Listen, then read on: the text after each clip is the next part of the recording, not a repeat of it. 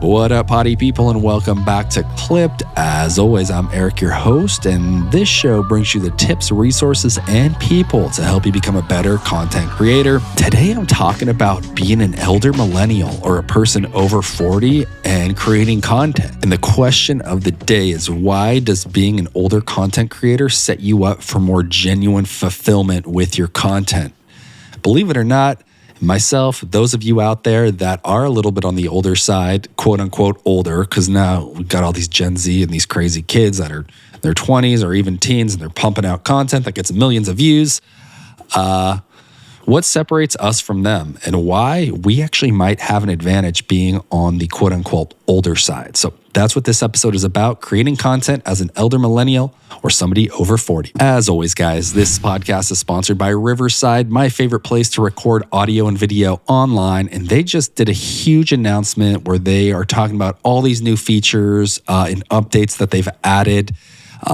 These include like better timeline editing, enhanced transcription, sturdier recording with better syncing when recording remote, improved connectivity, and more. So to take advantage of all this, head on over to riverside.fm and enter promo code CLIPPED, CLIPPED at checkout for 20% off. Okay, so being an elder content creator, let's get into it. So creating content as like a quote unquote elder person. I call myself an elder millennial. I'm only 39, and I think in the intro I mentioned about being over 40, but same thing, same concept. Creating content for someone who's like an adult. Maybe you've got a family, maybe you've got kids, and you're seeing all these youngsters out there, 25 and or younger, pumping out content, getting millions of views, and maybe you're discouraged, but I want to do this podcast to tell you that you shouldn't be. And I'm going to give you 5 reasons why creating content as like an elder millennial will actually benefit you and give you like a unique advantage in your content.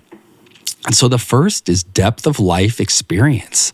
I mean, you've got so much more experience than these young people on social media.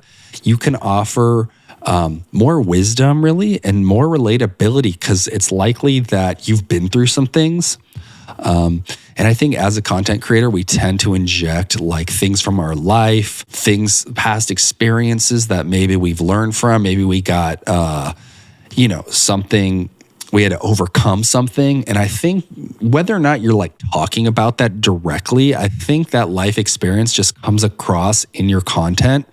And you give real advice because you've been through like quote unquote real situations. There's so many people on social media where it's like this theoretical knowledge, like they're trying to like how to master crypto trades or how to grow from 0 to 1 million followers or how to get your first 10,000 video views online. And it's funny because a lot of times like people haven't even done that themselves and they're using like those like hooks as like their tagline and like their brand, like learn how to do XYZ at like this exponential level.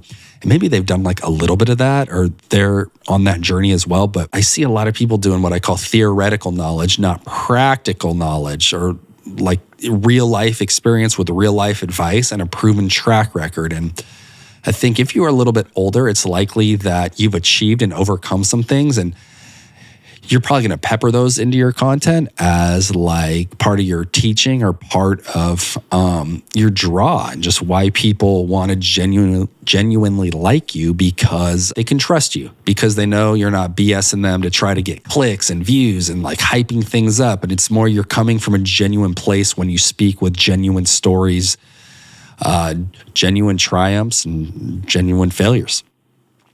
And the next is number 2, perspective on fame and metrics. I think when you're a little bit older, your focus kind of shifts, and you're not as like worried about vanity metrics like views, like money. Chances are you're probably like in a more stable part of your life or career. Chances are like you're financially secure. I'm not saying you're like loaded, but chances are you've got like a good thing going on with whatever you're doing with your content, with your life, with your family. And so you have like a more realistic approach to like these metrics and this quote unquote fame and like trying to be an influencer. You're not as probably thirsty to do that. And I think that shows, because I think when people are thirsty in their content, you can kind of see that. I think there's just like a relaxation and a calmness and a comfortableness that comes across in your content when you're playing the long game. You're truly enjoying what you're doing, and you're not so much focused on like trying to blow up. So number 3, financial and personal stability. And I kind of touched on this, but when you've got like your career kind of already set, you've got a little bit of money in the bank and you're just more settled, it creates that stress-free environment to create in. And I think that that's huge because I think all of us are creators at heart, whether we know it or not. And when we actually have the time to sit and create and not be worried about like the money, the advertising, the sponsorships, we create from a more like genuine place because we're kind of doing it for the right reason and like the self-fulfillment rather than trying to get on that hamster wheel and like if you don't hit your numbers, you're not getting paid this week and then you can't pay your bills. So I think that's a huge advantage. And like family, I think if you have kids and a wife or a husband or whatever, you just have a different mindset. You're more responsible. Believe it or not, I would say that you're more responsible. I just had my second daughter as of like 10 days ago at the time of recording this. And I think you start to focus on like family and like the things that really are truly important. Like you kind of learn what's important when you're at that stage of life. And yeah, the content is important and you want to create good content and, probably see some success from that, whatever that means to you. But really like when your focus is on like those real things in life that like light you up, like your wife, your husband, whatever, and your kids, the content almost becomes like secondary. And the striving and the chasing almost becomes secondary. Yeah, for me personally, it's in the back of my mind. Like I feel like I'm always chasing. I always want to do better. But I feel like I do now have a lot more time to sit back and be like, okay, what really matters? Like, do I need to rush and like put out that piece of content and that video just to do it? Or can I kind of take my time and do it from a place that just feels more natural and feels right? This leads into number 4, creating for fulfillment.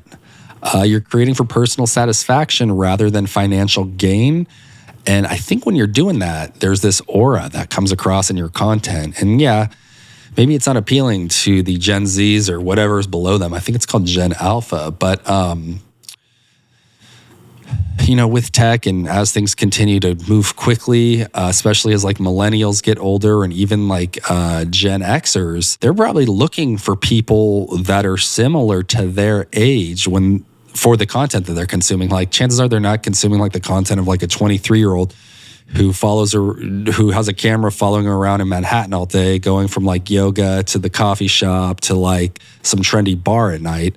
Chances are like their values are more aligned with yours because you're kind of at similar points of life.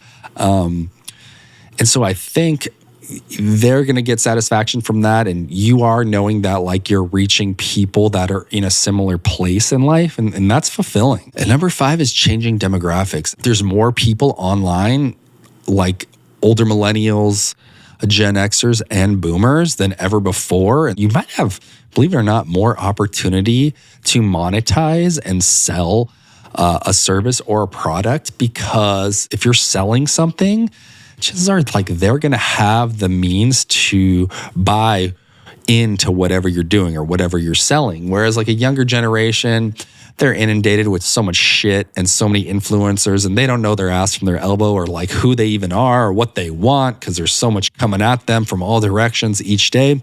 Whereas if you have like an older, more focused audience, and you're a little bit older and they see that in your content, that builds trust. And hey, they're going to have the money to buy your product or service that you talk about in your content. And so don't sleep on the older generation.